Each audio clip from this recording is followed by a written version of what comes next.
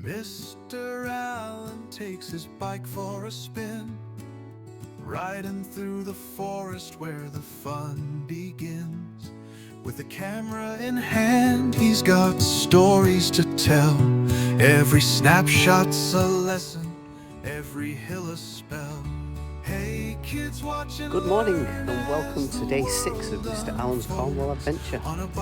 As you can see, I'm back in Padstow today and I'm dressed, ready to go on my bike. Today I'm cycling the Camel Trail, which is a 10-mile trail that used to be an old railway line. As with all these cycle trails, there used to be old railway lines. It goes from here at Padstow all the way to Bodmin. Now it's called the Camel Trail. It's got nothing to do with camels, it's to do with this river, the River Camel. And the River Camel, Camel, is Old Cornish. Cam mean crooked and mel mean estuary or river. So it roughly translates as crooked river, which if you look at it on the map I suppose it is. Now when I got up this morning the weather was a bit of mizzle, and that's another Cornish word, mizzle. It's a mixture of mist and drizzle. A portmanteau word. We all know what portmanteau means. Two words have been smashed together to create a new word. Portmanteau. English language is wonderful. So I've got my gear on. I've got my reflective waterproof, my helmet, most important, and I've got my bike. I'm just going to check the tyre pressures, make sure that they're good and I'm good to go. So I've got my own little pump with my bike. I'm just going to check the tyres, give them a bit of a pump and then I'll be on. So the weather is brightening up, but I'm going to leave my waterproof on just for a little while. There's still a bit of moisture in the air, but it is due to brighten up again next. All my tyres are pumped up and I'm ready to go. So the River Camel runs through several habitats. If you look behind me here, this is the estuary. It also runs through some woodland, which we'll see, and some farmland.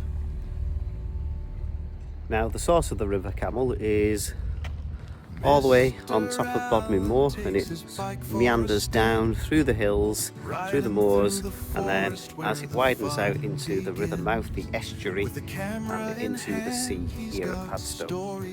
A meander is a bend in a river. The source of the river is where the river starts, and obviously the estuary is the mouth of the river where it empties out into the sea.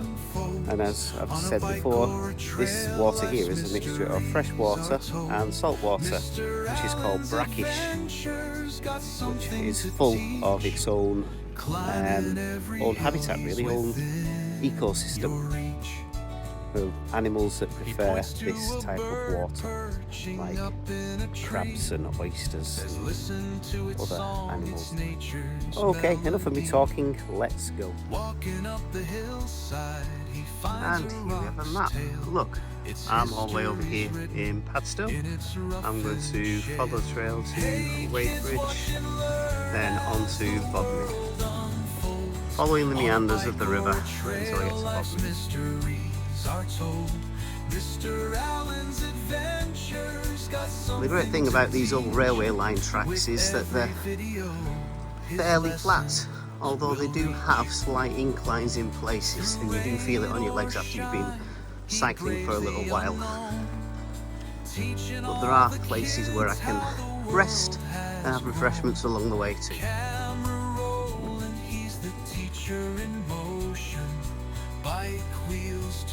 So this railway line closed in the 1960s, and now it's a trail that can be enjoyed. And it's a good example of sustainable travel, using and recycling old tracks and putting them to use for new uses like tourism and for sustainable transport like cycling, which is great for the environment.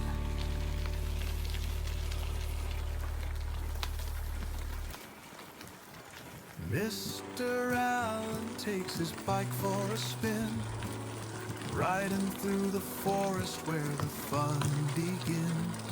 With a camera in hand, he's got stories to tell. Every snapshot. Not only is it great for cycling, but cycling also keeps you fit. It's great being out in the fresh air and seeing these stunning, fantastic, awesome views that you can see. Got something to teach. Climbing every hill he's within your Coming up to a bridge now. This is one of the most scenic bits of the trail, going over this bridge. Here we go. Says listen to its song, it's nature's melody. Walking up the hillside, he finds a rock's tale. Its history's written in its rough and shale. Hey kids, watch and learn as the world unfolds. On a bike or a trail. Oh, look, all the way over there is where the river empties out into the sea. That's where I walked the other day, if you remember, on my 18-mile hike. The estuary is enjoyed by many recreational pursuits as well, such as boating, sailing and fishing.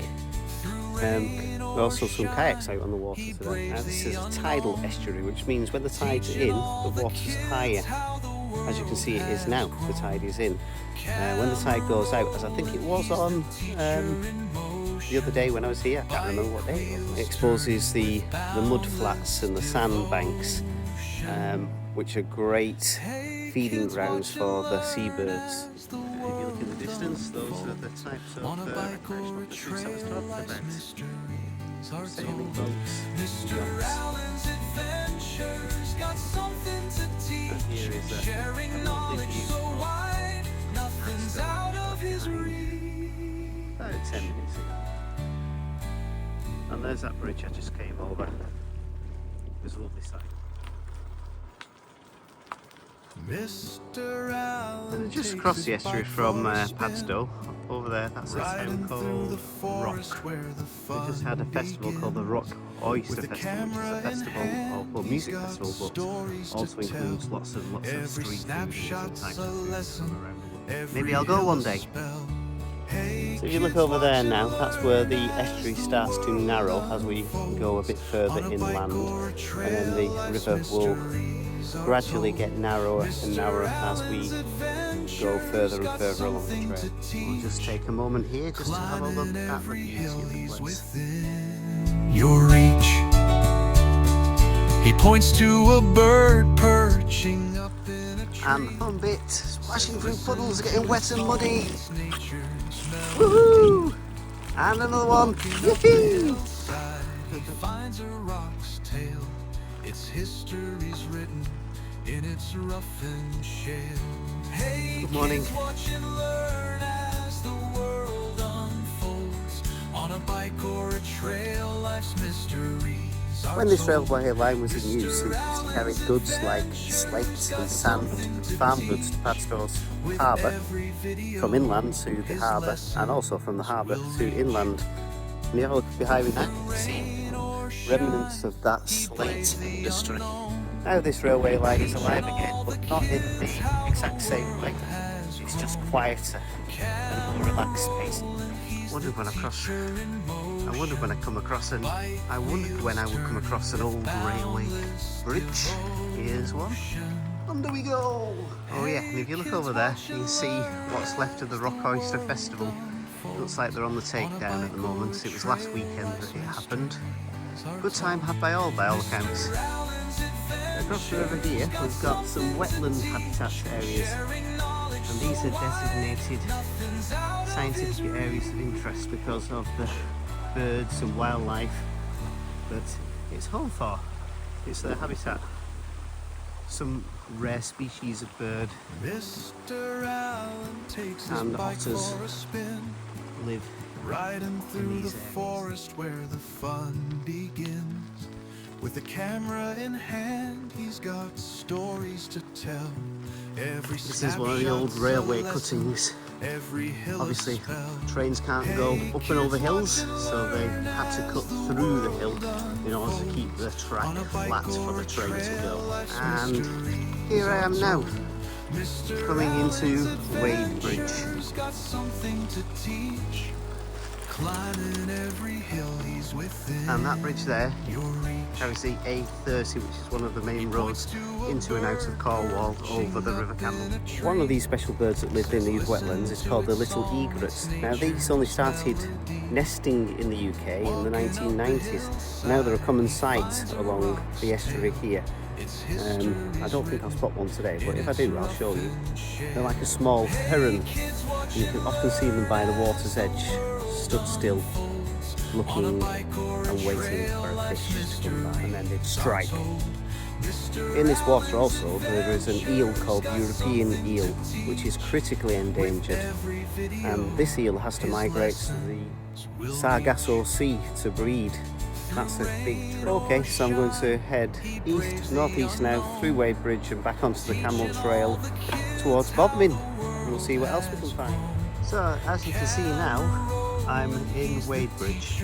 This is where the river really turns into like the main body of the river. It's no longer the estuary, although the estuary is just beyond that bridge, but this is the main body of the river. And if you look here, you can see how humans have developed and shaped the river in order for them to build and construct, and obviously to keep Wadebridge safe from flooding as well.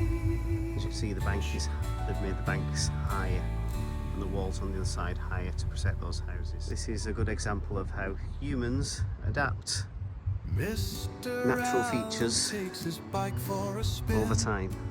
So I've done about 6 miles since Padstow, another 6 to go to Bodmin. With the camera in hand, he's got Here I am, just through Wadebridge, which is probably the halfway point as we can see. This is where the trail starts to cut through the woodland towards Bodmin Moor.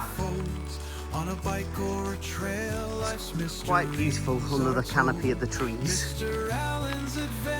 I've got to watch out for the beast of Bodmin Moor. I'll tell you about that when I have a stop in a few minutes. And here, cutting through the woodland across this bridge, so now the river is on my right hand side. You can see how the river has changed from the wide open estuary into this meandering, almost stream-like river. Still looks very train track-like, doesn't it? You can imagine the steam trains going up and down this track. Whistle blowing, smoke billowing out of the funnels, the sound of the wheels on the tracks, and the hissing of the steam.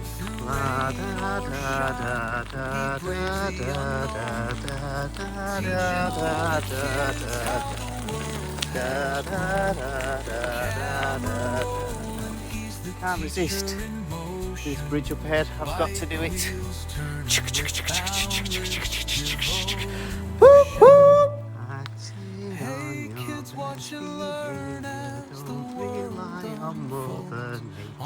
It's raining.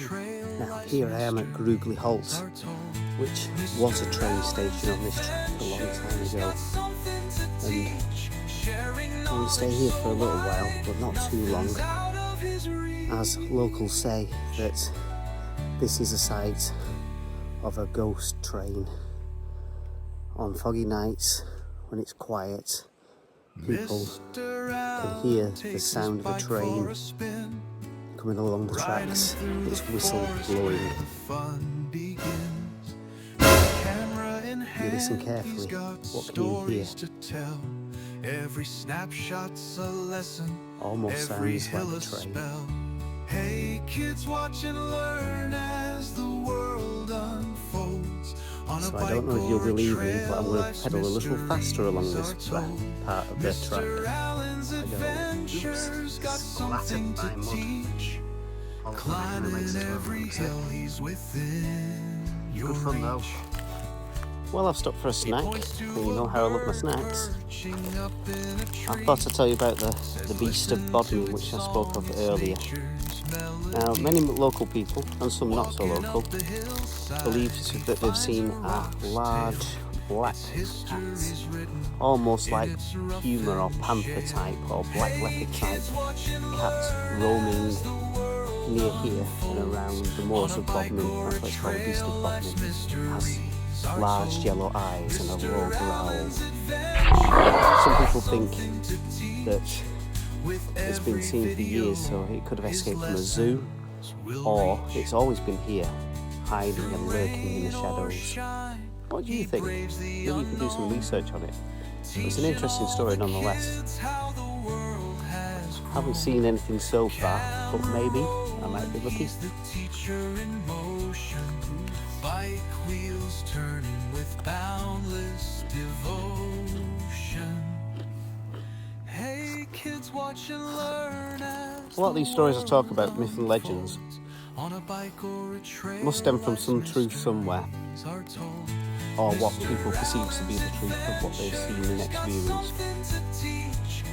But these stories are great because they inspire other stories and our own stories, and then they get passed on, and then they change over time and get embellished. And that's how stories and narratives and the stories that we write become so great. We take inspiration from these type of stories, these legends and these myths. Well, that's it, that's me refueled. Back on the bike. Oh, here I am at the end of the trail. Every hill a spell. It does go on a little bit more. Kids watch and learn as the world but I'm not going to enter the town. On a bike or a turn around here and go back to Padstow. Another 12 miles. Never underestimate how being outside is good for you. It makes you feel good. It's also good to be in the fresh air. Cycling's great for your joints, it's good for your heart, and it's great for your brain too. So all I'm trying to show you is that learning doesn't just happen in the classroom, it's all around you. And the best type of learning is probably outside. Shh, don't tell anybody I said that though. It's in the tracks, the leaves, the earth, the wind, and the stories that we tell. That's where real learning happens. So yeah, I want to inspire you to get outdoors more, learn from experience, because from experience comes wisdom. Experience builds wisdom. Fun, it's life enhancing. Even cycling in the rain can fill you with joy. So yeah, get outside and explore. But always remember, do it safely. Be prepared, and if you're young, make sure you take an adult with you. Watch out for that ghost train as we go past. I'm going to pedal a bit faster. Woo, scary. Hey kids, watch and learn as the world unfolds. On a bike or a trail, life's mysteries are told. Mr. Allen's adventures got something to teach, sharing knowledge so wide, nothing's out of his reach.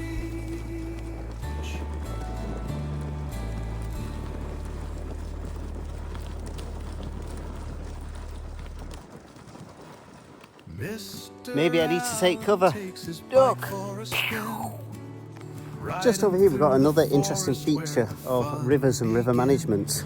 Let me show you. As you can see here, the fields and the grassy areas are lower than the banks of the river. The river is just over that bank there. What happens is when it rains and the river gets to a high level and is going to flood, then this grassy area provides protection for the town of Weybridge. It's called a floodplain. The water will spill over and fill up this large, low-lying, grassy area first before it hits the town. An example of flood management. A floodplain. And here's a great example of a meander, a bend in the river. Look how it bends round. You can see just over there. We've got an example of erosion. Now water always finds the easiest route down a hill, and sometimes it has to go around an obstacle like rock, hard rock, and sometimes it's able to cut through softer rock. And if you look over there, there's an example of that happening there, which is why a bit further upstream they've had to reinforce the banks, because eventually, through persistence and years of water flowing and erosion, the river will get wider and form a straight path towards the sea. So that's another example of river management. They have to reinforce the banks in order for the river to stop cutting its own way past the water to follow paths that humans want it. Behind me here we have an island in the middle of the river, just at Wadebridge, near the bridge, and that's called an eight. Now eights, or river islands, are formed by the river dropping sediment over time, and this has formed the island here. Sometimes gets covered when the tide's in, particularly during spring tides and when the river is in flood. But it's also, you can see the river's now opened up into two little channels. It goes beyond the eight, and that's then the start of the estuary into the sea. So there you have it. The technical term for when a river drops its sediment is deposition. So there's a great example of deposition. Now this sediment might have been in the past, might have had some buildings on. As you see, there are foundations, probably from an older bridge. Maybe one's been built across there, double probably in an old bridge across. And this is Wadebridge. Walking up the hillside, he finds a rock's tail. Its history's written. Oh look, here's a picture of the little egret I was talking about earlier. And the otters that you might spot. Maybe a grey heron or two. Picture what the Camel Trail looked like back in the day when trains used to go up and down. Wadebridge is famous for shipbuilding. The tide's got out a fair bit since I was last here a couple of hours ago. And look, it's revealed those rich mud flats for the birds to feed on. I think that's a black-headed gull. I know it's really hard to spot, so I've had to zoom in really far. Well, that's a curlew on the water's edge. Look at its long beak reaching into the mud,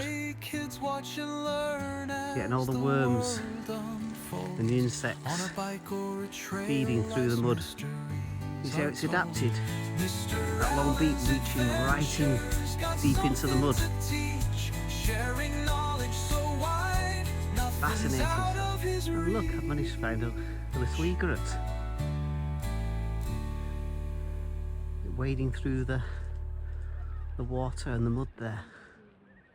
Oh, look, it's struck. Wonder what it found.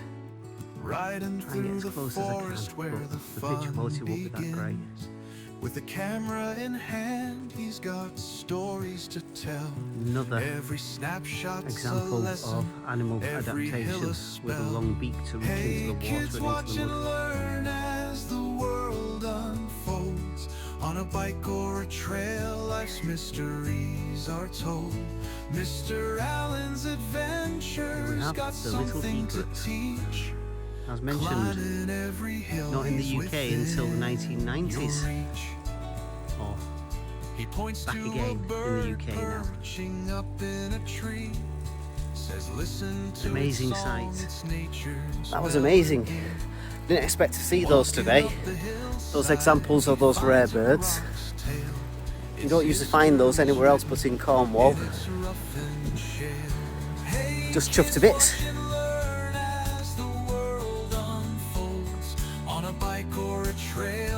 Mysteries are told. Mr. Allen's adventures got something to teach. With every video, his lessons will reach. Through rain or shine, almost back to Padstow now. Oh, it's like water in it last time I was here. If you look at those rocks beneath this tree line, you can see how high the water comes up. And the black rock ends, that's where the wet is. And then you can see the dry rock above. So it raises a good couple of metres every time the tide comes in. And that's what you call a tidal mark. The water leaves its mark. Look over there, loads of curlews. Which is really good feeding ground there. There's loads of them. You can see here how the low tide has exposed a sandbank, which is hazardous to shipping. So at low tide, the river becomes innavigable to larger vessels.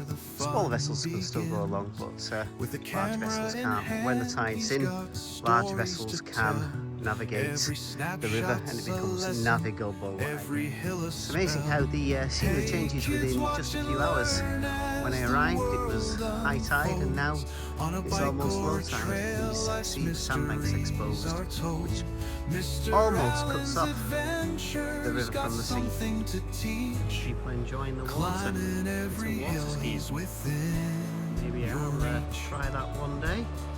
He points to a bird perching up in a tree. These large rivers, like the River Camel, are not usually just made up of themselves. As they travel downstream from the source, other rivers empty into them, such as this one here. A river or stream that empties into another larger river is called a tributary. Here is a tributary of this river, emptying into the River Camel. And the point where two rivers meet to form one larger river is called a confluence. So here is the confluence of that smaller river and the River Camel, the larger river, into the estuary here at Padstow. So a river that joins another river is called a tributary.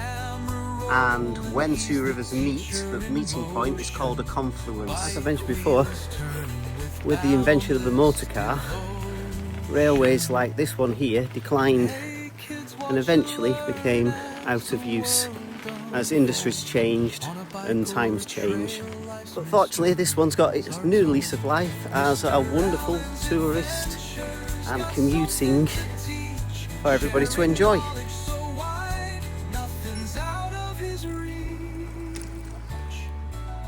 And here I am back in Padstow. And here I am back in Padstow. I made it. I didn't have time to explore the town so much the other day when I was here because I had my 18-mile walk to do. So I'm going to go and have a look in the town today and see what there is and have a chill. Oh yeah, just going to go and have a mooch about in the town. Maybe find some lunch. We've got some fishing boats. Some of them will be still commercial fishing boats, but others will be pleasure fishing boats taking tourists and pushing them out to enjoy it.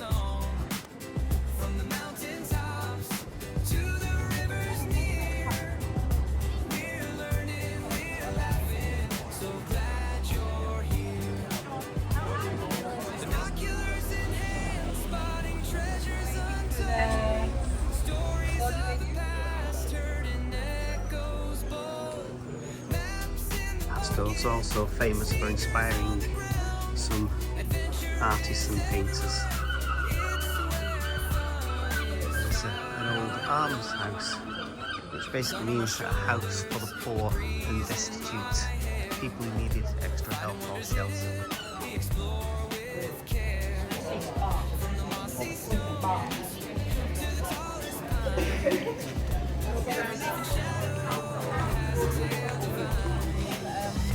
All these people here are fishing for crabs. A really popular activity on the harbour side here. I wonder if anybody's caught anything.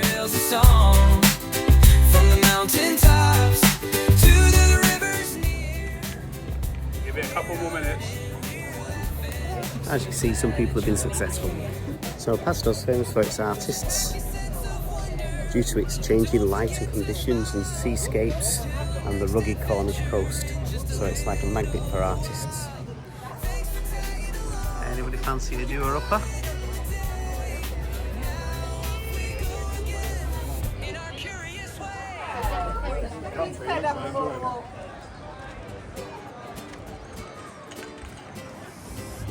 Climbing the hills where the sky feels endless. On two wheels steady through the path so friendless. History whispers where the winds do roam. Geography sings as That we looks like make the fun. world home. It's Mr. Allen's Adventures. Let's discover Newquay then. Always gotta love a map.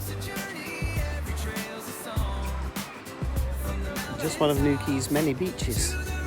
And here we have Newquay's harbour.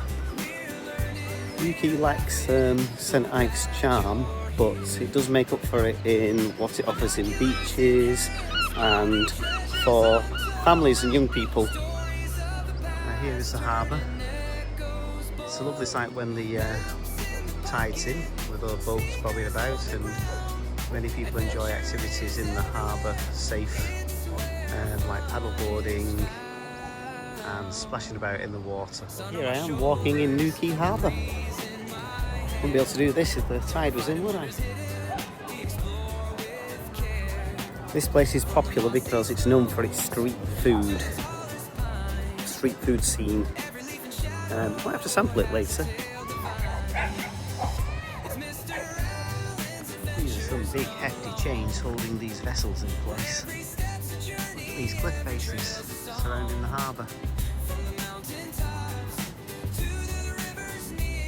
Signs warning there may be rocks. It's all right, big and thick these chains are. I'm just about to head up those steps, but let me tell you a few more things about Newquay Harbour. It was built over 500 years ago for the growing town of Newquay, and the name just is what it is on the tin, really. New Quay. The quay is where ships pull up to and moor or tie themselves up to it, and goods are taken off or put onto vessels, and it was built to support the growing fishing industry at the time, which was pilchards. Just got to watch myself on these rocks. I'm just going to jump down, hold on. Ooh, really? Right, climb these steps and then I'm going to show you Fistral Beach, which is a world famous beach because of its position and the waves that it has.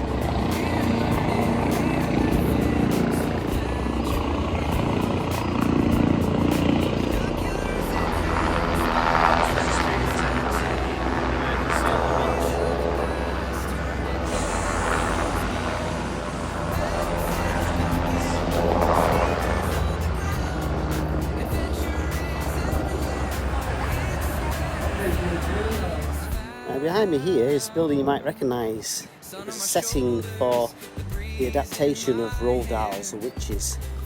Let's hope there's no High Council of Great Britain witches on today. I'm not going to hang around and find out. I don't want to be turned into a mouse. I'm off.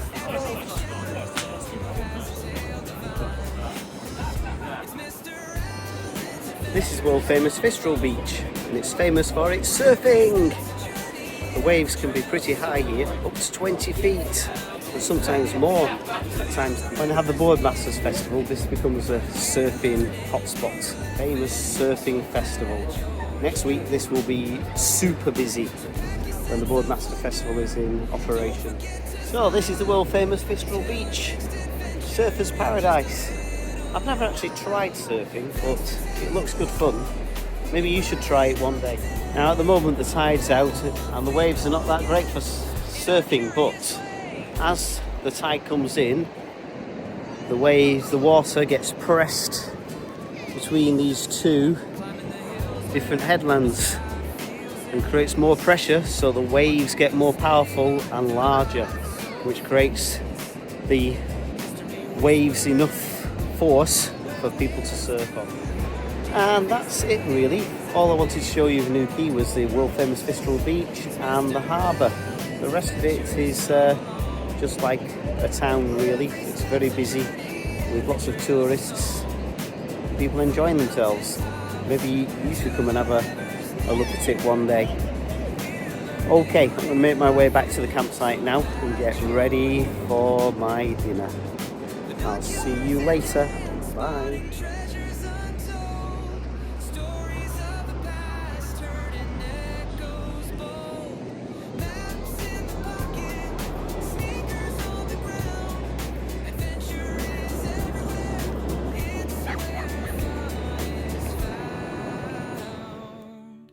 Sun on my shoulders, the breeze in my hair. Finding wonders hidden, we explore with care. From the mossy stone